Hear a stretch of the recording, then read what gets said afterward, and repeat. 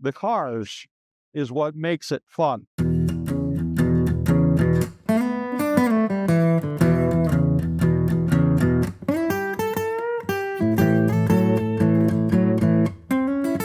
know, I was born in '59, so these cars, they're nostalgia.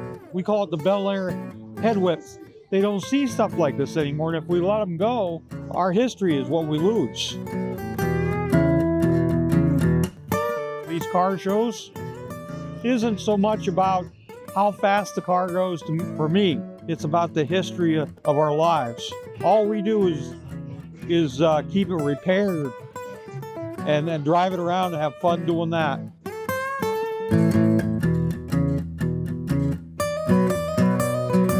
It's a 2024 Lotus Miro. Just always loved them since I was a kid, and just give me a lot of enjoyment.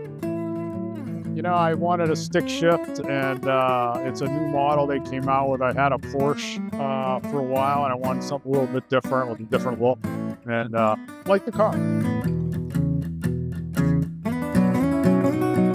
You know, the modern cars, the way they drive, and a lot of the amenities and the features, but I love them both. You know, they're both great, and they're both a lot of fun, whether it's new or old.